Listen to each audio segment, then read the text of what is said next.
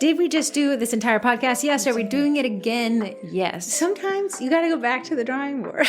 Sometimes you got to plan, but not too much. Not too much. Yes. Well, welcome to the Baking It Down with the Sugar Cookie Marketing Podcast. We're actually a spinoff from a group that is on Facebook. If you haven't joined, please join us in there. We're letting people in at all times. So if you answer the questions, I'm going to get your body in. The biggest thing, well, I've been pending forever. You didn't answer the questions. Well, I can't see them. Cancel a request. Yeah. Resend it. Look at the bottom of your app. There's a glitch going on, but there is a glitch. It's at the bottom. Yeah. The bottom. Yeah. Sometimes it's a pop-up, and if you are a quick clicker, you're not going to see it. So jumping into today's podcast, no one likes a party planner, which I know you think is about Susan Reed, who we also hate. We do. But this is about ideas guys. And if you're wondering who an ideas guys is, go talk to my exes. They're everywhere. Listen, I met them and they had the best laid plans of mice and men. But they did not have the best laid plans of women, which is what brings us to today's podcast. So Yes. 5 topics we just want to cover about the dangers of being a party planner, which is a pun on party pooper. Party pooper. Heather had a great,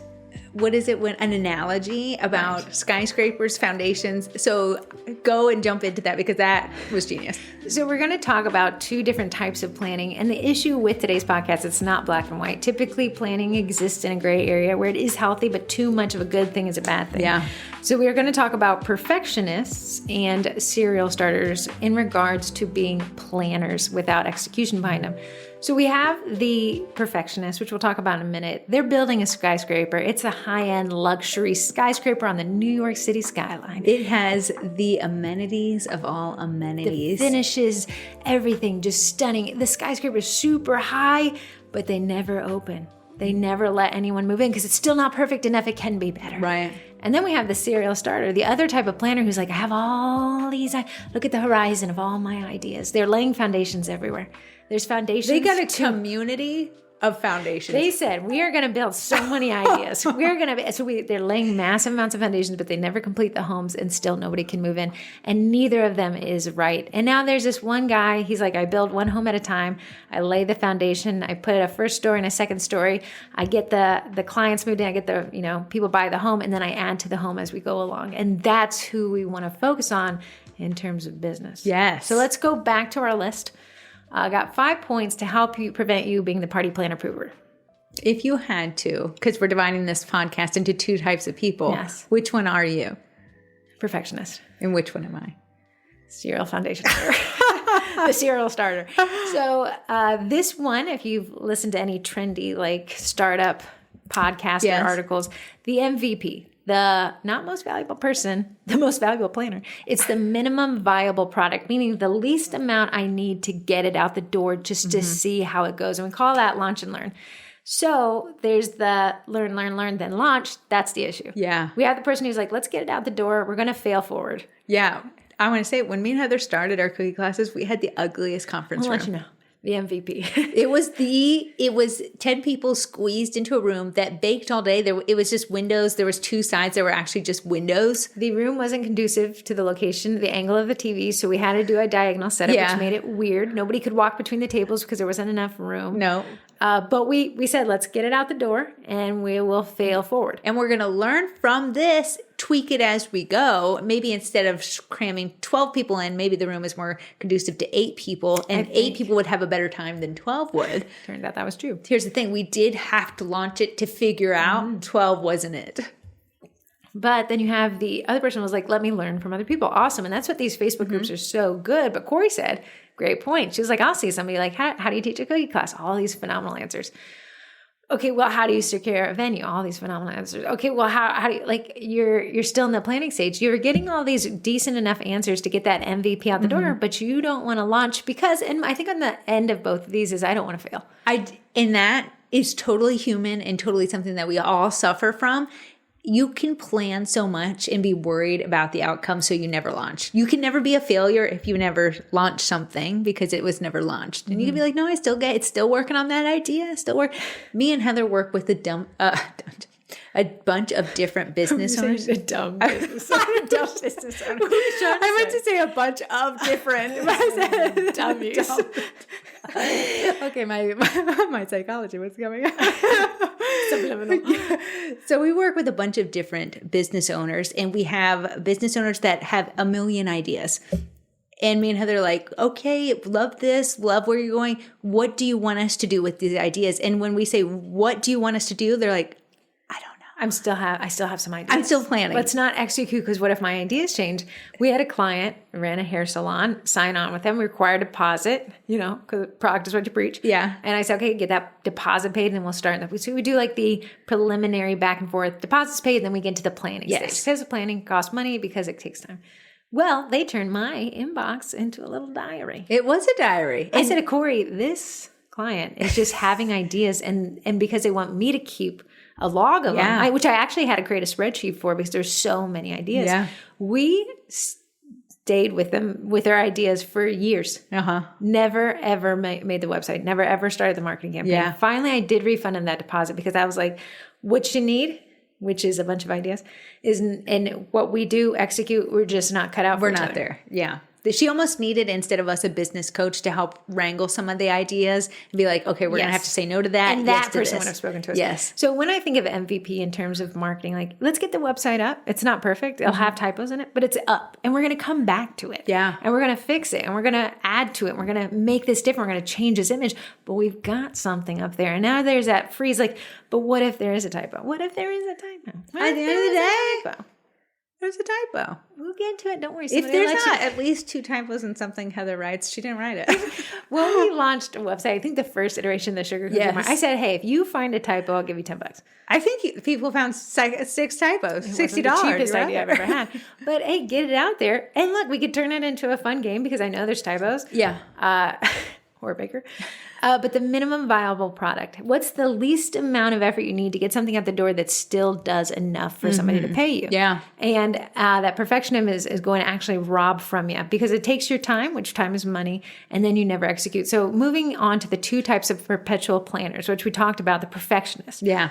A couple of podcasts ago, I heard a quote that perfectionism is a form of laziness, because both the lazy person who owns it and the perfectionist are never executing. They never have to do. I know. And the perfectionist can be like, no, I'm not lazy. I've been planning this. At the end of the day, no one's launched. The lazy person has not gone off the couch. The perfectionist has not pressed submit on the website. They've done a bunch of mental mind work. Yeah, for sure. And they're like, well, the lazy person hasn't. You created a really dangerous excuse. You gave it. Huh? Me? No, the perfectionist. Oh, yeah. Okay. I'm not a perfectionist. Of course, I've never done that long. The perfectionist is like, I am working. It has to be perfect.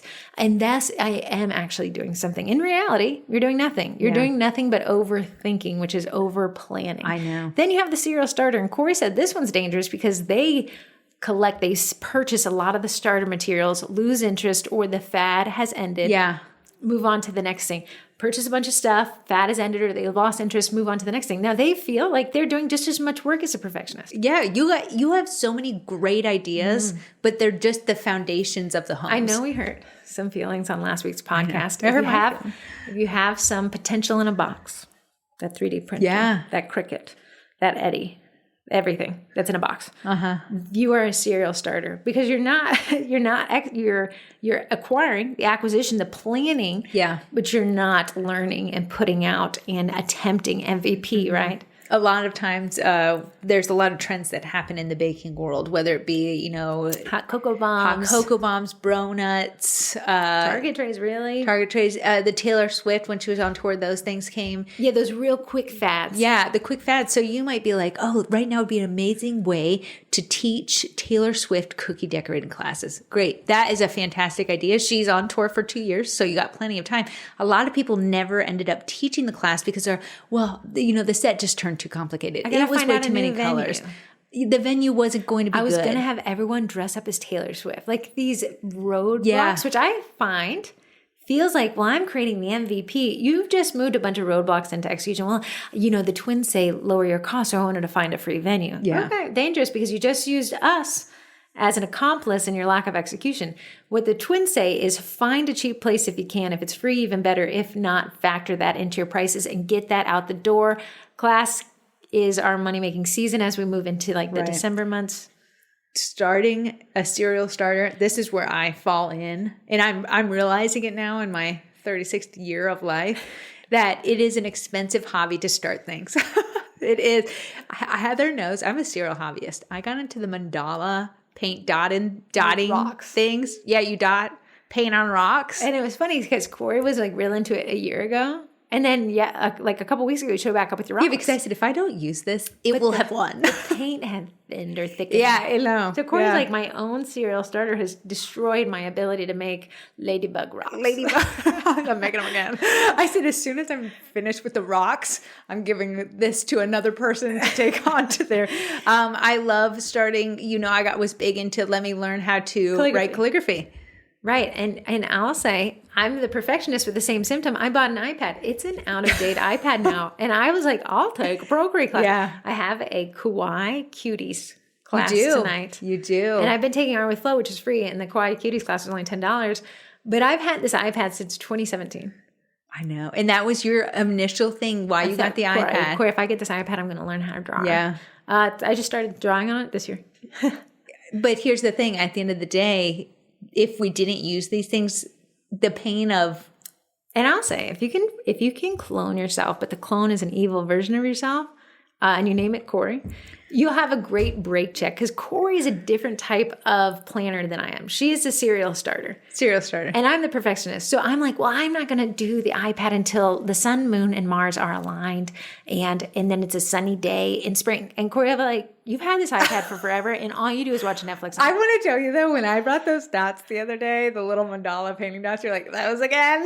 Because Corey's a serial starter. And I'm like, well, how much? You never know what she's going to pull out of her. Never know. What's that? The babysitter that had the deep bag that things kept coming out of? Mary Poppins. Mary Poppins. I do love me a Mary Poppins bag on a Yeah. Gary Poppins. You just don't know what she's going to pull out of her next thing she started. Yeah. So I'm like, whatever happened to this thing? I think you were doing coloring books at one time. Listen. But I'll say, Corey came a couple of months ago, I think it was around Christmas, and you gave away your coloring books. I did. Because you're like, this is a cereal starter, and I'm not this person anymore. And that's what Corey said. The issue with the cereal starter in regards to cottage bakeries, oh my goodness, everyone's doing, what is those cookie carts? They're doing that porch pickup where you have the cooler on your porch, and the coolers were being sold at Marshall's for like $150. I saw people like suckling them up. They were cute. They were adorable. They're making money. If I buy this, I'll make money. Yeah. Again, we're in that planning stage, but we never get to the execution stage. And Corey's like, that takes up a ton of resources, the storage, the thought, the plan. Yeah. Knowing full well you'll never execute. But Corey's like, it's like the first you bought something, you're not using it. And now you have to sell it. I know. The front hand slap and the back hand slap because you truly are accepting that you're a serial starter in recovery. Yeah. Here's what I'm going to tell you. Let it go. Like, part of healing is selling it. It feels bad, but it'll feel better on the other side. And if you're going to use the selling it as a roadblock, gift it to somebody that will use it. Mm-hmm. And you know what? You're like, but I lost money on it. And you know what? It's getting a new life in a new home. With that someone. Really helps me with my donation. Like, I like this business suit jacket. I haven't gone to a business suit jacket meeting in years. There's somebody who could wear this business suit jacket that's high quality, never worn, and maybe get their dream job from it. Yeah. Let go. The serial starters is easy to fall into because it feels good to start a new idea. You feel like you're moving your business forward. But if you take a step back, you're taking away from an idea that's already been planted that's growing. Right. You're taking some of that energy that's better spent on something that's already out, that's already working for you, and then you're wasting it. The worst part of the serial starters with access to social media is they'll post the idea before they've done any of the legwork behind it. So you'll get your audience in this mixed messaging kind of thing. We're teaching classes. I'm doing come to you party things. And we've never execute on them because the idea was there, but the homework behind it never was. Someone had asked, they said, hey, I'm kind of new to this. In regards to marketing, I want to launch a product. I think I'll do a couple teasers. And then what do you think I should launch? And I said, the algorithm hardly is giving us the light of day. I wouldn't even launch the teasers. I just launch. Yeah. Because what if the teaser, hey, here's what might be coming. Here's what might be coming later. Like, we're not even able to get enough eyes on that for us to be putting it off with teasers. Because remember, only we check our pages directly. Everyone else may happen to catch it in a scroll. For sure. Right. The two types of people the serial planner and the serial starter, the two types the perfectionist and the serial starter. The perfectionist and the serial starter, the two types of posts they'll make in the group can look very similar to each other. Because the groundwork, and it's also very healthy questions. They're very great questions. Planning, and that's the next. Planning is good. This is point 3. Planning is good. Over planning is not. Yeah. So go back to the two types of posts. So the perfectionist will say, I want to teach a cookie class. What do I need to do? In the comment section will be everything that they need to get started. But I'll see a post from them the next week. I'm planning on doing classes. What do I need to do? And I'm like, I think they asked that last week. There's still so much planning. And then I'll see, and I'll scroll back. Let me see. Last year, they asked the same question. They've been planning to do cookie classes for years. And I'll see never. So you want to teach a cookie class? Like I'm like, but you just asked that question, got phenomenal answers over here.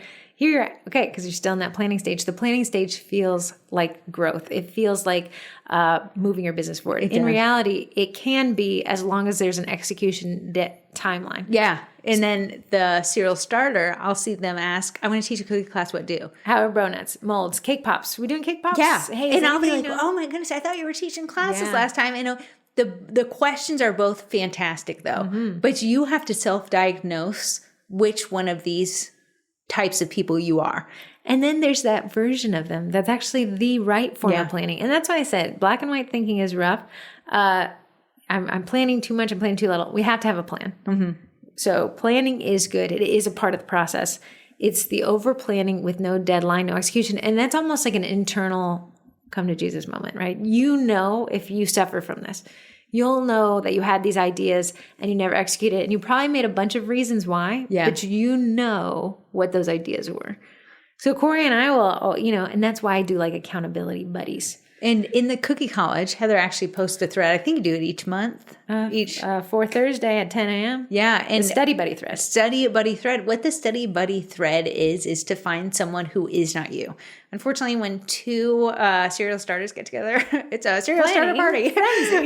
But me and Heather are opposite of each other. She said she's the perfectionist. I'm the serial starter. We almost need each other to break check each other. Because Heather was talking about, I want to make a new website and I want to launch these ads behind it. Corey's like, just launch the ads, then take the course on it. Like launch, then tweak. And I'm like, well, but, and then I can give her a bunch of, the better the ad set is, the more targeted options, the cheaper it'll cost us. But right now she's making $0 with no ads. Right. And she would continue to make $0 with no ads if she took the class and but never I'll also be able to launch. say, we didn't expend any money. Like I really did optimize it. I didn't optimize it. I never went out the door. I know. But I plan to optimize But Heather comes down and break checks me because I'll be like, hey, Heather, I want to start selling things at cookie classes. Okay, that was a fantastic idea. Even I had to come tell myself on Sunday, I'm like, I didn't do any of the work behind that. So let's scratch that idea for class. Right. Like you kind of start building it in. Like this person's going to say it. So I'm going to say it before they say it, that I had this idea and I didn't do it. So I'm going to tell them that I didn't do it. And then you can, and that's why I always think the accountability buddy is great because they're still on your side. Yeah. And you can say, hey, what were the roadblocks? Were they artificial? Did you bring them in so you didn't have to execute? Or were they legitimate and it was proof that wasn't a viable product for you? Yeah. Yeah. I think a lot of this, I love that, we're not unique. Yeah, that it's the been done problem before. we've had, somebody else has had Absolutely. and discovered a solution to it. We can implement that solution if we want. If we don't, we can step away. For sure. So planning is great. That's why the Sugar Cookie Marketing Group exists for that planning side, but over planning is not great. Yeah. And they lie in both the best of intentions. So it's really hard to be like, you are bad. It's kind of one of those dangers when you're so close to right that wrong kind of looks right. Yeah, I know. Right. I know. Like, and no one can look at you and be like, you're a bad business owner. You're technically not. Like you do need a plan in place. You don't need plans, so many of them, but you also don't need a plan for 5 years. Well, Corey and I are in our hit pan eras. Yes. Right. So we're saying don't buy the next thing until the one you have is completely gone. What was so funny, my husband was like, why do you have this random hair thing and this shirt out on the counter? I was like, me and Heather went to the mall and instead of buying things, we ended up shopping each other's closets. So for this hair product, she's going to give me an essential oil. And for this shirt, I'm getting 3 shirts in return. He's like, you guys are weird, but no one spent money. Someone I almost thought on a Saturday at Mom's house, we could have a garage sale. Everyone brings 10 items they don't want. to see if they could exchange with somebody who brought 10 items that they do want. Right. And then you can like shop it around. And then maybe find something you would actually like to use. It's funny. I said to my little sister who's obsessed with blushes, oddly. I said, can you go find me in your collection a blush you don't like? She came down with 6 products. And I said, I only asked for one. And I offered to pay for it. But she was like, but I don't use these. And it makes me feel bad that I don't use them. So can you take them? And that's people who are the serial starters with me. We suffer because from that's a second backhand. Corey's like buying the thing and not using it first backhand, having to get rid of it and acknowledge that you failed with it. Second backhand. Yeah, that's very hard pill to swallow. If I never start marketing, I have these apples. They were from Target. They're these plastic apples. Okay. They are getting a new home this year. For Teacher Appreciation Day.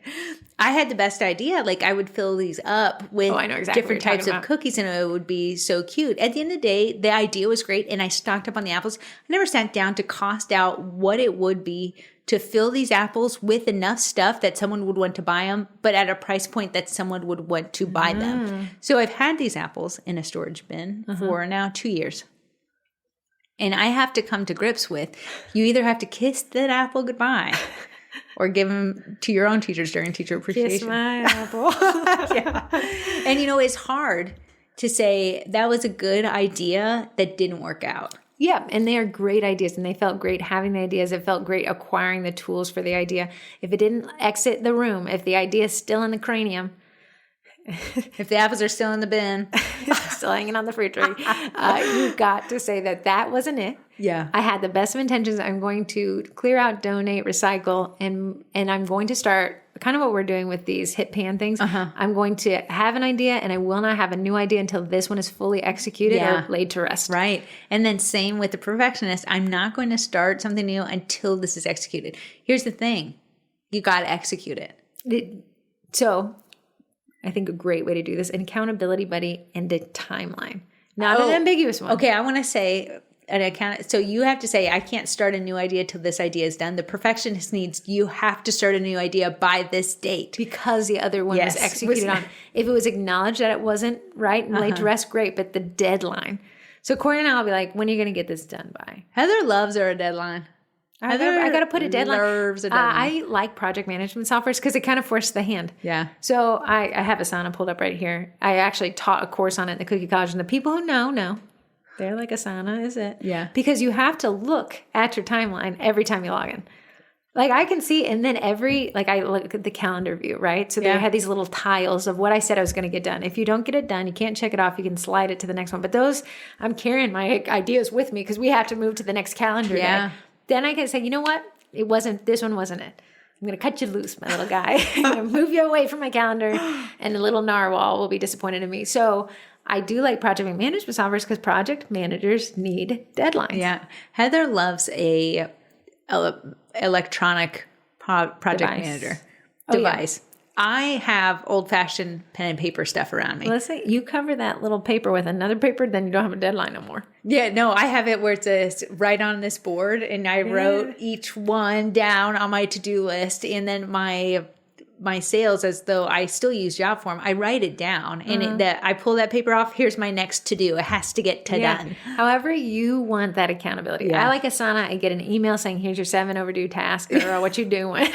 And then Corey will use pen and paper. We do meet every Monday to go through what those deadlines are and say, hey, does this need to be extended? Does this need to be tabled? This need to be just laid to rest out back? Yeah. Or does this need to be executed on? Yeah. And then, okay, well, I have a lot of ideas. Which ones to execute on? Which one will make you money easiest? I know. MVP, get it out the door, move on to the next guy. The problem a lot of bakers get stuck on is ego is tied into it because this is works of art, and you want to have the biggest, better, best thing that gets most likes. I want the works of shopping cart. Yeah, it's not always the thing that's the easiest to sell. So you could be, I see a lot of bakers get stuck here. I want to teach a class, but I want to do it for intermediate.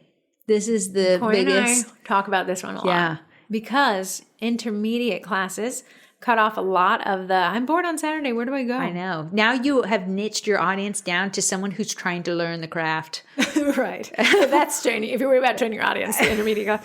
Okay, so Corey and I, we talk about it like, hey, for the cookie class kids, folks want intermediate classes. What do? And Corey's like, it's just not our MVP. It's not the one we know that works. Yeah. It may be better for another creator to create. It's not going to be for us. The 6 basic cookies and the 4 basic icing colors, that's going to be That's just what I know works. That's what I know we can. It's the cheapest thing that appeals to the most amount of people.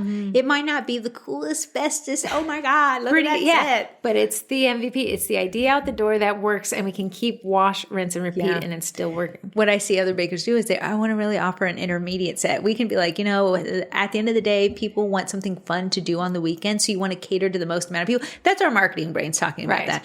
When the person who wants to say, I want to cater and do a difficult set, there's so much. One, you've niched down your market. It's so much smaller. Well, Corey and I will say, why teach the intermediate class when the beginner one was getting booked out? Is it ego or is it strategy? And you got to...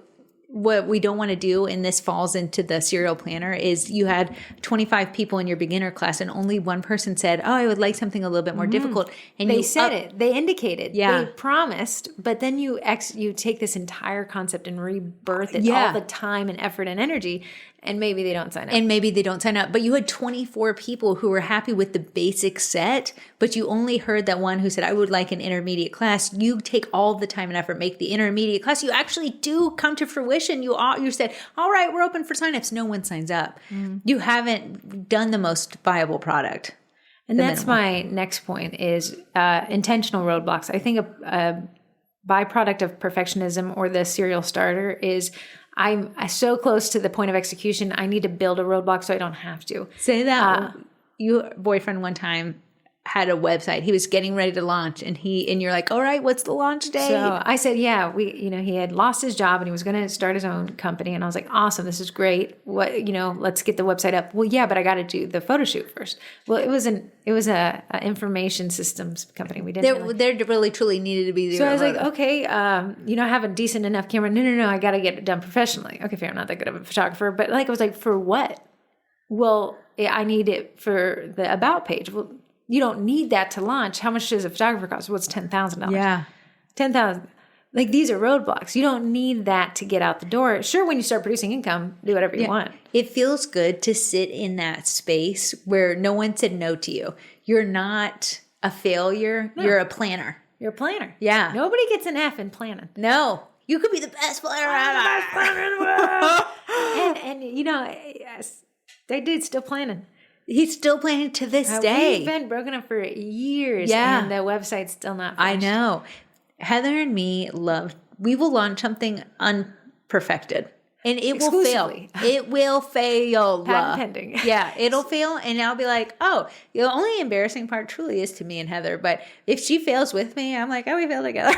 I think we launched the Sugar Cookie Marketing website in 2021, 2020, something like that. And I know there's typos on it. So I said to people like, hey, $10 if you can find a typo. And I paid out in Starbucks cards. Yeah. And don't worry, they found them. Yeah. But what if I'd be like, I can't put the website up until everything's perfect? I think we'd still be waiting because there's always something better you could do. Heather was talking about our website and she was talking about my mixing bowl website. She was like, I would love to have a video of you on there.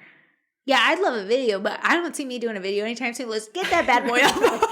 So get it up, add the video later. Get up the minimum that Google needs to see to rank it, add more to it later. Yeah, because if you waited to get a video done, you had to get a good day, a good location, you had to get the photographer, the videographer, the edits. Your website could have been ranking all during that time. And you could have come back and tweaked it because you can always do that. Yeah. But a lot of people wait because it's not exactly the way they envisioned it. And you wasted so much time. Yeah. My almost second to last point, be flexible. Corey and I did not set out in 2015 when we started rumors about this. We did not say, hey, we're going to start a company that helps people sell sugar cookies. No, actually, we wanted to help tow companies. Specifically, I was like, towing trucks. Yeah, tow trucks. Yeah. Right. So we met with a guy and he was like, so we're like, we made a website where we tell this guy like, hey, we met at his office. He was like, you guys don't understand the towing industry. And we're like, yeah, you guys steal cars from people. He was like, yeah, everyone hates us. We're trying to you do get it. I've been towed before. So then we're like, okay, we tried it. We knocked on a couple doors. It wasn't there. But we're like, hey, we knocked on a couple of those doors, but these doors answered small service-based businesses. Yeah.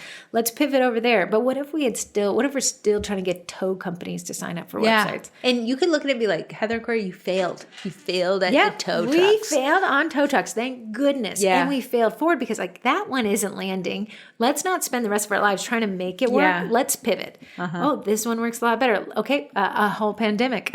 Let's pivot. Yeah. And let's move forward. And one thing you can do, and you can kind of see that pandemic was a big line in the sand for people to be like, well, I'm still working on it. I know. Or laid it out to rest. That wasn't it. The pandemic showed that. And then I moved into this other thing. So be really flexible, because the other side of planning is that we fall in love with the idea and we won't let it go.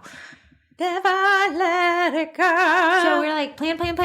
Oh, it's not working. Plan. Yeah. And we're just, shoot. I knew left before mine? It's too hot for him. Oh. These aren't meant, Yeah.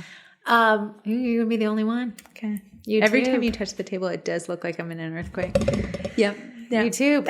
Okay, so be flexible. And a lot of times your market will kind of indicate, turn here, take a right there, take a left there.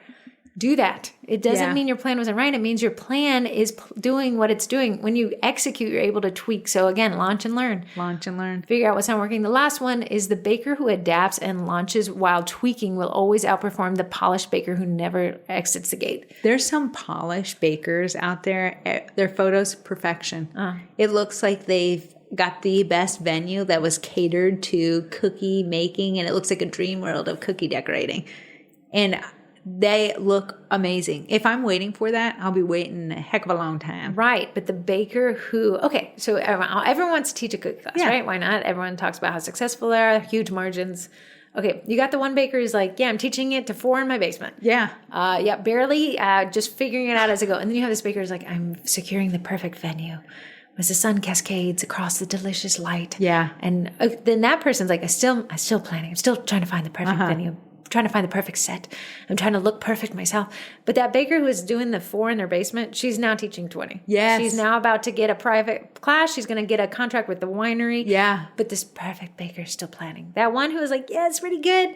We'd love for it to be better. We'll get there when we get there. Yeah. That baker will make more money than the baker who is perfect. It is. It's so true. The person who was like, if I can just perfect my photography before I go to sell, listen, at the end of the day, something is better than nothing. Something is better than nothing. But they're like, but something better is better than nothing. No.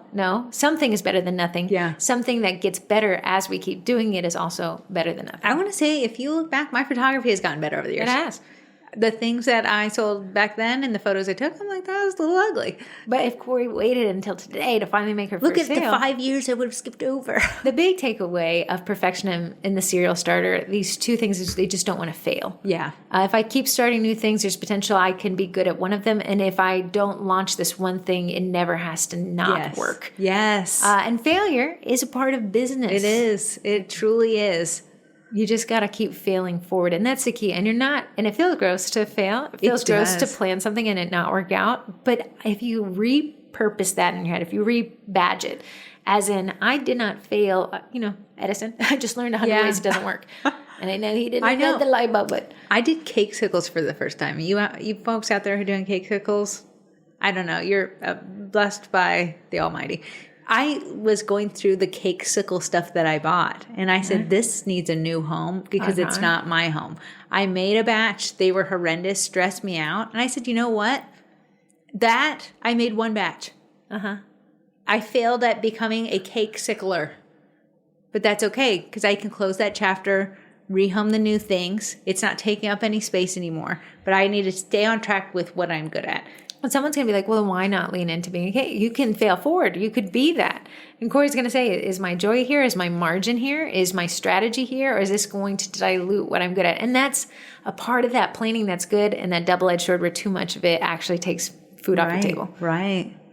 Thank God I missed the bro nuts. I let that wash right over me. Your hot cocoa bombs, bro nuts, any Disney movie, you just got to move quickly. Yeah. You got to be flexible. You got to be that, how little can I invest and still get it out the door while still looking professional enough not to get somebody upset with me. And you see that's a balancing act. So you just got to focus on that. Moving into stupid card tray text questions. Nice. How many questions do we have? 1, 2, 3, 4, 5, 6, 7. If you guys want the chance at a stupid card tray, the text in numbers 571 556 5644. One more time. It's 571 556 5644. Four. So there's no such thing as a stupid question, but the reason why we call this segment the stupid questions, there's this stupid car tray, is because we are sponsored by the stupid car tray. The stupid car tray actually evens out your front passenger seat. So whether if you're taking a cake to a location, you're taking cookies to a destination, it levels out that seat so none of your cookie details get squished on your way there. Back to the planning of this. When I posted Stupid Car Tray, it was Vendy Blending this last year. And I said, hey, I posted a picture. They sent me a graphic and I made an announcement in the group. You can use code SUGAR for 15% off. That's stackable. But I posted and someone's like, my husband had this idea. Yeah. He's a planner. He's a planner. But Stupid Car Tray is an executor, and that's why Stupid Car Tray is able to sponsor. And you know what? Stupid Car Tray has 3 versions. And you know why they have 3 versions? Because every time they tweaking. And that's the big takeaway. Yeah. Stupid Car Tray is an insane idea to me. However, it is highly functional, and they keep getting it better and better. I know. Had they waited for V3 before they ever launched V1, there'd be V0. Yeah. If I choose one, were they the first person to, or were they the last person to? If you pick the first person, it would be the person that texted in yesterday. Okay, then. Oh. Hey guys, she's getting crazy. Get a little crazy. Okay, 909 area code. 909. That's 909. A Wyoming, if I ever heard one. 909. Idaho. LA. Oh, I was out there. Riverside and San Bernardino. I've never been to California. Hi, ladies. I taught my first paid class this past weekend, and it went great. Look at you executing. Good job. I do have a question, you guys. Do you guys do 2 consistencies in your cookies? I did a 15-second consistency, and it seemed that was crusting over too fast, so the lady got a lot of uneven. It still turned out, but it was pretty cute. Instead of doing 2 consistencies, we only do 1 consistency, but what I'll do is actually do a loose flood, and if you find that it's crusting over, that's the meringue powder that's doing that. I would take some meringue powder out of your recipe, and it will allow it to crust slower, give them more time, even it up. So Corey and I, trial and error. Yeah. We learned that too thick of a flood created a lot of upsetness in the class participants because they were like, some of these cookies are kind of large surface area, right? Uh-huh. So they see the large surface area and they think this will be easier. They're going so slow. The tip is barely cut, but they don't want to cut it anymore. So they're taking 52 years to cover the surface of the cookie. And then I'll have Corey demonstrate, look at how fast she's laying this piping because it gives the class attendees a better experience. While you may not decorate that cookie with that consistency, the people that are working slow because it's their first time, we find that a very loose flood, not as to have runoff on the cookie, but I'd rather that than frustration because it's crusting too fast. One time we did do a class that I used a little bit thicker consistency and they were very frustrated with their end result. Uh-huh. So what I said, instead of giving them what I actually used to mine, we're going to do a little bit looser and we're going to turn the temperature down of the room. Yeah. And what that does when you make the temperature colder, it allows it to crust over faster between the steps.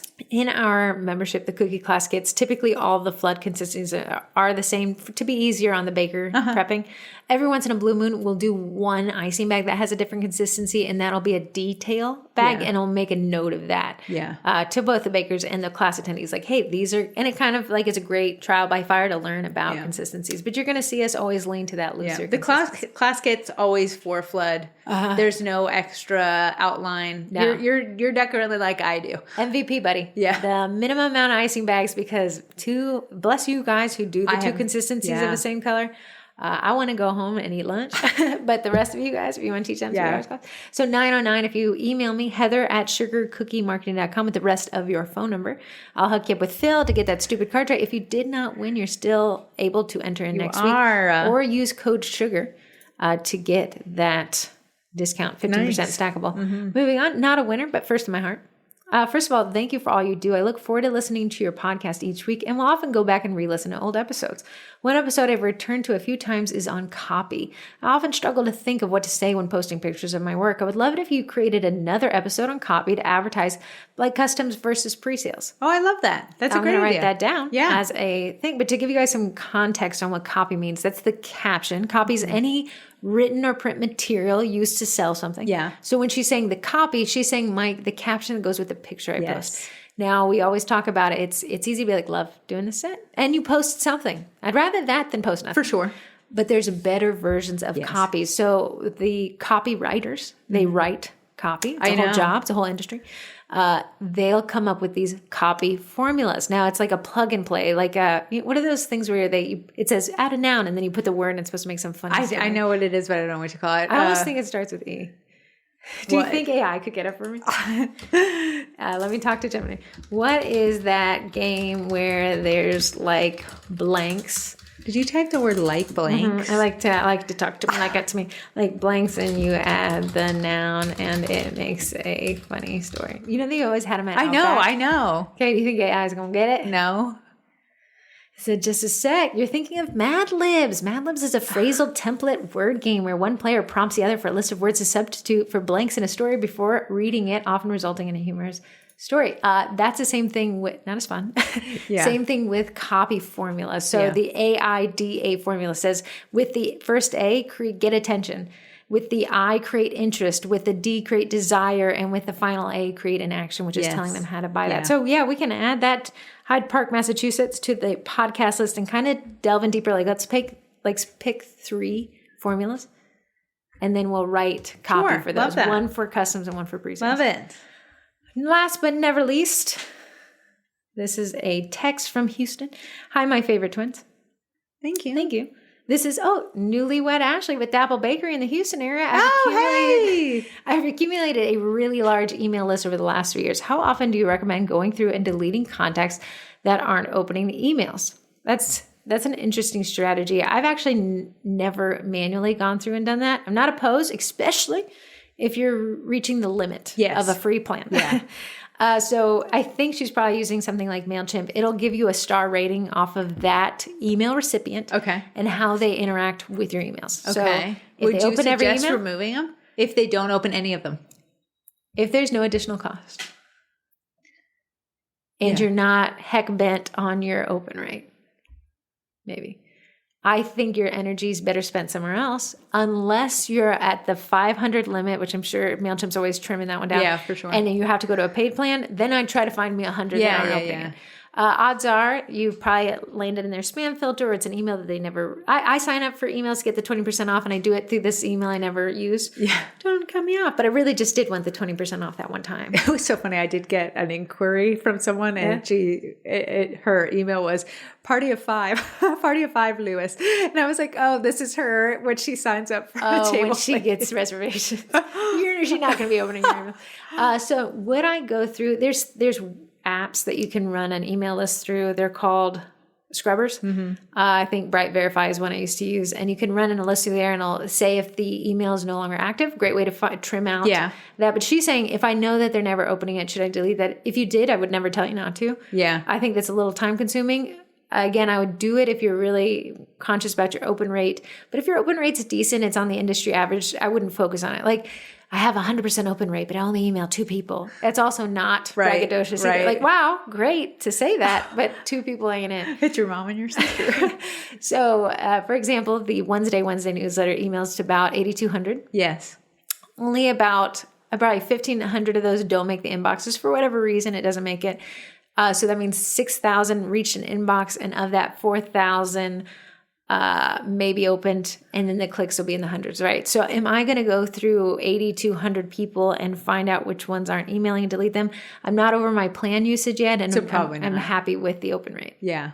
So no. So I'd put something, maybe write a blog post over doing something like that. Something that has... put your time and efforts. Yeah. I do like the question though. It is an interesting strategy. If you are on a free plan, I would do that. Yeah. But you're dealing with only 500 emails at that point. So she said, I got a big old chunky one with 3 years worth of emails, which is great. I would just continue doing it. Great question, though. Great question. Okay, last one, and then we'll move on. You guys, I've just finished listening to the Expound and then Expand podcast, and I'm thinking to myself, how in the world did you get into my house and see my cookie closet filled with boxes I bought in an online auction? An online auction? That sounds fun. The price was great, but I did not fully realize they were already assembled and how much room they take up. Yeah, they do. That sounds... She said the Target crates that I bought on sale at half price 2 or maybe 3 years ago, thinking I would paint them a different color to match the season and holiday. I was planning to sell cookie packages for it. By the way, I also have several mugs that I was planning to do cookie bouquets with as well. I laughed out loud when you talked about the backers. My scratch and dent order arrived just this morning. I already had white, black marble, and walnut. I got another white and a concrete. My thought process was on having the most versatile ones once and having options as I take pics of my cookies, which I have often forgotten and only remember to when the cookies have left my possession. I too have several bins of cookie cutters that I've not used yet. I tend to gravitate to the same group of cutters as my core base and then maybe print a cookie cutter if there's something in particular I need. Yep, I have a Bamboo Mini. It was a gift from my husband. I will say that is one purchase I really do like having. I'm also trying to figure out where you got the superpower of being able to know exactly what I was thinking when I bought those boxes and crates and mugs, etc. Everything you said on that podcast was exactly my thought as I made those purchases. Here's the thing. You're not alone. I know that podcast, I was talking to myself in it so I could replay it to myself. Yeah. And it's just learning, what you need, what you don't need. Like I said, I posted an Instagram reel and I said, I've collected a lot of shred over the years, a lot of colorful, nice, pretty shred. And now I'm going to use it with reckless abandon and just get to the white. Get back to just the white shred that works just as well for absolutely every order. Is it going to be colorful? No. Is it going to be cheaper and less waste to store it? Absolutely. Right. It's that gray area. There's some things you need for better packaging, and it's not everything. And there's some planning you need. You're a serial planner. I've heard this once, not applied to like cookies or business. Like we fall in love with the person we want to be. That's who I am. But that's not who we are. No. Right. It's who we would like to be. And you can't fall in love with potential, right? So don't purchase potential. I'm going to tell you, you can't fall in love with men potential. Listen, what do you think the book was on that I was reading? So that is our texting questions. If you guys want the chance to win, the same people who didn't win this week and your texts were read, you can text in next week. It still counts. 571-565644. Or if you're listening on Spotify or our podcast player, Buzzsprout, there's a podcast.com. There's just a button you can click and send in that message. Code SUGAR at the stupidtech.com website to get 15% off Stackable. Nice. Love my stupid car tray. Next up, the Cookie College. Tell us what you've been working on. So we're actually working on, we just dropped the Cookie Class kits. And if you didn't know, the Cookie College gets everything that we offer. They get the Cookie College courses, which there's how many courses now? Over 80. Over 80 courses. They get a private Facebook group, a private podcast, which we'll be filming after this. And they get all of our memberships. So the Cookie Class kits, the digital downloads, the Baker's Business Basics, and the $2 Transfer Club. And it's more than just that. You get the challenges, you get the mastermind, the community, you get the freebie photos. Sure. Yeah, and that's why we love the Cookie College group. It's a little bit more relaxed. We can tackle some questions that maybe the main group couldn't handle because, they'd be like, run to the next customer. Well, consider this. It's the only group we run that we allow sales in. Every third Thursday, a post goes up. We call it the sales thread. Yeah. You can go in there and you can tell something. I had somebody who signed up for the $68 or $76, whatever their membership was at the time, and then sell an Eddie printer for $3,000. So they were like, this is so if you're like, hey, I do have that stuff in a box. That's not who I'm as a person. I want to get rid of it. The twins don't allow sales. Invest in the Cookie College. Get all those added benefits. Make sure you use them because we want to be that person. Yeah. And then sell off your dough sheeter. I have people selling dough sheeters all the time. Yeah. The Cookie College courses are, if you're wanting to grow and streamline your business in 2025, those courses will help you. There's one about how to set up a newsletter. A lot of times, reach on social media is so hard to get. We're barely getting any views. If you want to bypass that, ending up in someone's inbox is the last chronological place that you can end up. Where you send the email is where it shows up. Ashley, who texted in to the podcast, has been in the Cookie College, I think, for as many years as she's had a newsletter. Yeah. And now you could say, because everyone I said, well, I have no one to send this to. She's been doing this for years. Now she has so many, she's willing to trim people off. I know. So setting up a newsletter is the next biggest thing. It's a great avenue for your business.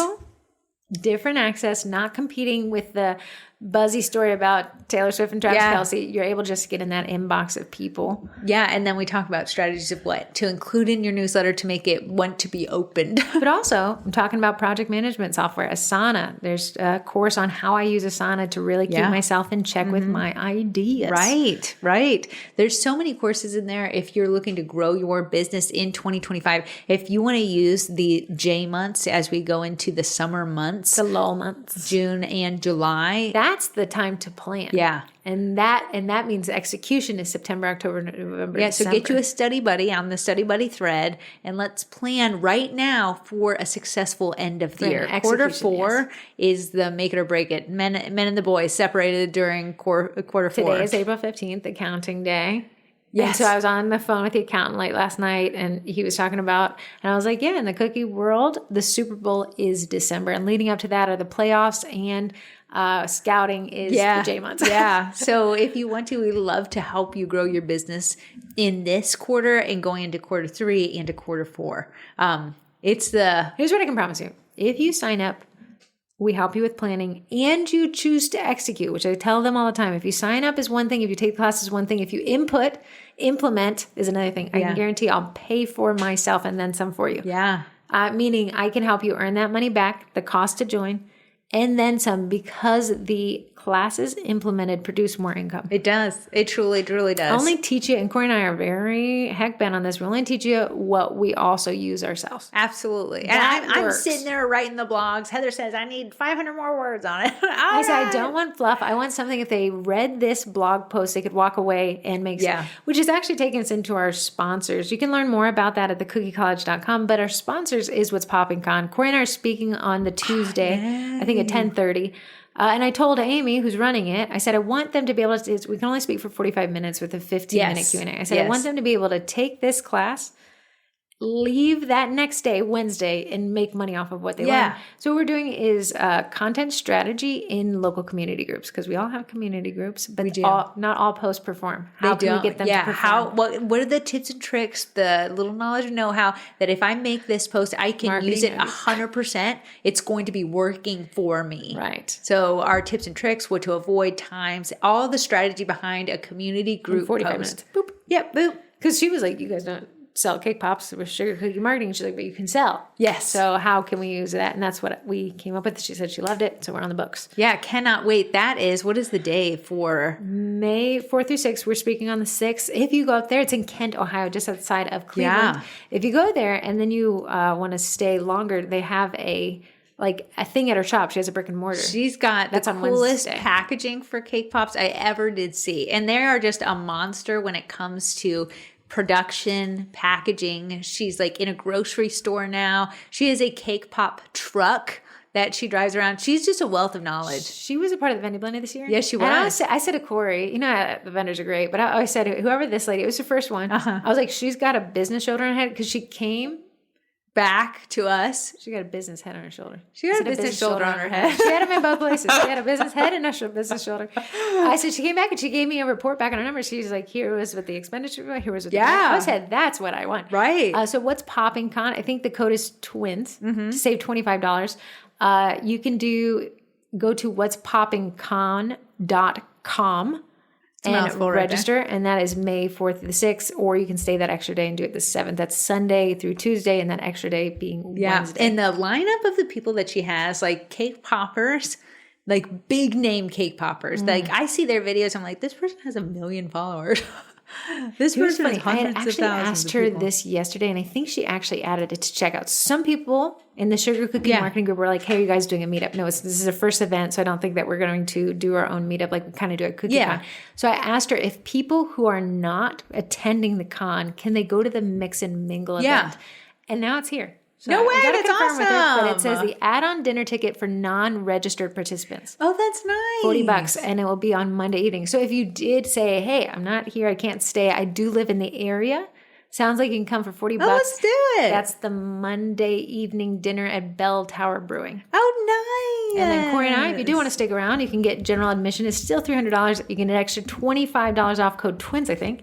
And that'll be that next day. So Heather will make a post today, tomorrow, with the deets. So I just wanted to get some confirmation. Now they have a bunch of add-on workshop as well. Those are $75 external to the thing. You can check that. Again, it's all on what'spoppingcon.com. Nice. And that will be in just a couple weeks in Kent, Ohio. Drivable distance for these two. I love me a drivable distance. In Kent, Ohio. We can say hi to your ex-husband. We will not be saying hi. Invite him to the Bell Tower. We will not be saying hi. Next, but never least, A-Core Backers. That was referenced in the text in question. Backers Co. Rebranded. They have rebranded to the Backers Co. The Backers Co. is a done-for-you photography studio in a mini form. It's fantastic. If you've ever seen my photos. Where Corey confessed that I bought those 10-foot by 6-foot backdrops. This is for your cookies. This is for your cookies. This is actually storable. I know. They're the ones I buy. She has a few different sizes for like cake people. I don't do cake, so the ones that I buy are all 23 by 23, and they are fantastic. The one that I suggest you get first before you dive deep into them. There's so many pretty colors that you could actually dive deep into. But the white matte finish is the one I grab 92% of the time. What would be the code if I didn't want to pay full price, but I wanted 25% off of the Use code Sugar Cookie. So my thing went out. Okay, keep going. Yeah. Use code Sugar. I don't know how we're going to do this as the hot summer months. You're going to have to just put our overlay faces as we talk. Yeah. I'll put some from that. With the little, there was the little mouth. Yeah. So use code Sugar Cookie, saves 25%. They've always just offered 20% off. They've recently changed it to 25% off to give bakers a little bit of a break. Baking break. That was code Sugar Cookie. The Cake Pop one was twins. The Bakety Bake code is twins. Bakety Bake is Royal Batch. If you wonder what we use at Cookie Class, Corey's finally gifted it to our attendees. Little extra gift is a 2-ounce patch of Royal Batch. Very nice. Because we have a class on Saturday. Yes. We're actually teaching the Cookie Class kit from 2023. I know. Jumping into Easter.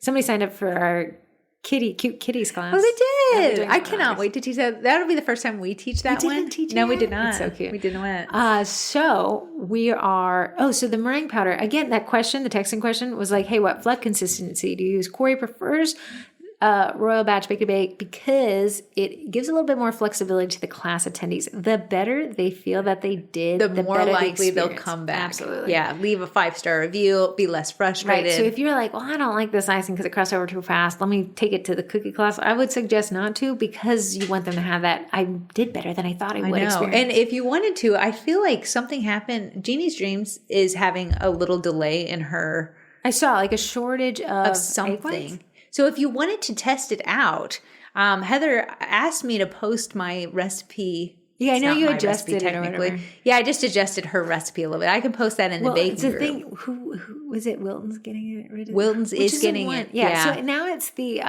Where can you find it? So if you were looking to test something out, might as well do it at a discount. That's code TWINS at checkout. Last not least, actually, I think they're going to start talking about Freddie here soon. Jennifer said she was going to send me some talking points. Haven't seen that guy in real life, but I know some of you have. But Eddie, the edible food printer, is a direct-to-food printer. Yeah. I actually just ordered. I'm almost. It was the accountant was like, "What is this $3,000 charge?" And I was like, "We gave one away." Yeah, I said, "If it's $3,000, it's Eddie." I was getting close, not close, because the guy can print on an empty printer cartridge for Eddie, an ungodly. not the accountant. Yeah, no, the man needs to print on money.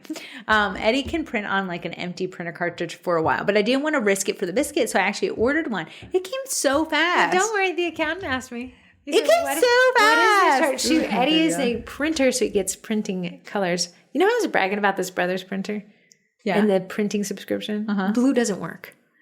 Are you kidding me? Yeah, I have to email him like, you're my 25 limit paper. I can't get green coming out of here. That's hilarious. I wondered there was going to have to be a flaw in that thing. Of course. Eddie is an edible printer. He prints directly on food. He uses edible food coloring that looks like a printer cartridge. Here's a confusing part. It's not a printer that prints on edible paper. It prints on the food. Yeah, on the food. So the royal icing top, instead of bringing your airbrush out and it like cursing the day it was born. At least you got it out of the box.